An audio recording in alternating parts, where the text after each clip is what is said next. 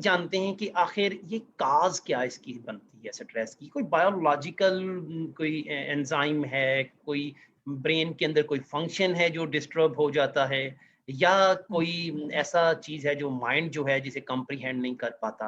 काज़ेज़ क्या हुँ, हैं कि कुछ लोगों के अंदर तो बैडली इफ़ेक्ट करता है, कुछ लोगों के अंदर बड़े रिमार्केबली इफ़ेक्ट्स भी आते हैं और कुछ लोग जो हैं कुछ परफ़ॉर्म ही नहीं कर पाते। वजह क्या है आखिर काज़ क्या बड़ा बनता है? अच्छा बड़ा अच्छा आपने सवाल किया। यहाँ पर इंडिविजुअल डिफरेंसेस को आपने अपने सवाल में ही बता दिया है कि मुख्तलिफ लोगों का यानी दुःख सबके मुश्तरक थे मगर हौसले जुदा, कोई बिखर गया तो कोई मुस्कुरा दिया। तो ये जो वाह! इंडिविजुअल डिफरेंसेस हैं, जिसमें इंसान मुख्तलिफ एक ही सिचुएशन में मुख्तलिफ अंदाज़ में रिएक्ट करता है, तो उसकी जो कॉज़ेज़ हैं साइंटिफिकली वो कॉज़ेज़ भी मैं आपको थोड़ी-सी यहाँ पे बताती चलूँ कि हमारे ब्रेन में कुछ फ्लूइड्स हैं, कुछ केमिकल्स हैं जो हमारे मूड को डिटरमिन करते हैं, जो हमारी कंडीशंस को डिटरमिन करते हैं और उन केमिकल का बड़ा दारोमदार है हमारे लाइफ़स्टाइल पे, हमारे बिलीफ सिस्टम पे, हमारे थिंकिंग पैटर्न्स पे डिपेंड कर रहे होते हैं वो केमिकल।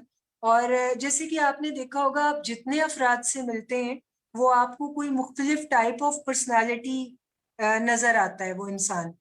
अब वो जो स्पेसिफिक टाइप ऑफ पर्सनैलिटी बना है, वो क्यों बना है? क्योंकि उसका बैकग्राउंड डिफरेंट है, उसका सोचने का अंदाज़ मुख्तलिफ है, उसका चीज़ों को हैंडल करने का तरीका फ़र्क है दूसरों से और उसका ज़िंदगी को गुज़ारने का तरीका मुख्तलिफ है।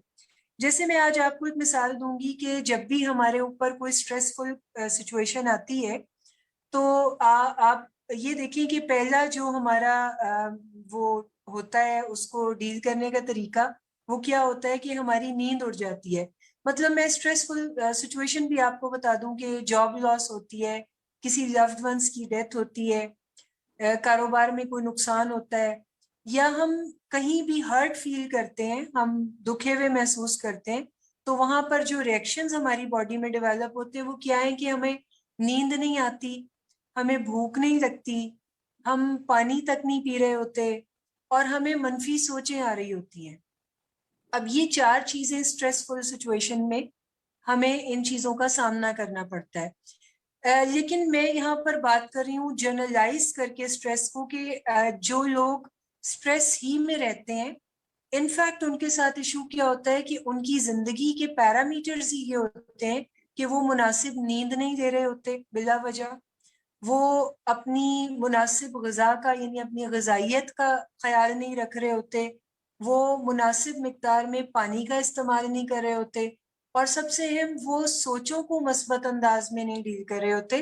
वो मनफ़ी तर्ज़ फ़िक्र अपना रहे होते हैं। जैसे कोई छोटा-सा वाक़या या छोटा-सा हादसा भी उनके साथ होता है, तो उसको वो कोई बहुत बड़ा डिज़ास्टर कंसिडर करते हैं। अगर कोई भी छोटी बीमारी उनकी ज़िंदगी में आती है, तो वो उसको किसी बड़ी बीमारी से तशबीह देते हैं और वो हमेशा वर्स्ट केस सिनेरियो सोच रहे होते हैं और अपनी ज़िंदगी में ग्रैटिट्यूड नहीं डेवलप करते या और आसान ज़बान में आपको बताऊँ तो आधे खाली गिलास को तो कंसीडर कर रहे होते हैं, लेकिन आधे भरे हुए गिलास पे उनकी नज़र नहीं होती। तो इस तरह से ये तर्ज़ फ़िक्र अपनाने से ऑटोमैटिकली आप ज़िंदगी की हर सिचुएशन में अपने आप को बर्डनाइज़ करते हैं, आपके ब्रेन केमिकल सफ़र करते हैं और वहाँ पर हर सिचुएशन से आपको कहीं न कहीं से स्ट्रेस आना शुरू हो जाता है। तो स्ट्रेस की मैनेजमेंट या अपनी ज़िंदगी की क्वालिटी को बेहतर बनाने के लिए बड़ा ज़रूरी है कि हम अपने लाइफ़स्टाइल को बेहतर करें, जिसमें हमें इर्रेशनल या नॉन इश्यूज़ से स्ट्रेस ना आए। यहाँ तक कि जहाँ इश्यू है, वहाँ पर भी हम अपने आप को बेहतर अंदाज़ में मैनेज करें। हुँ। ठीक है ना?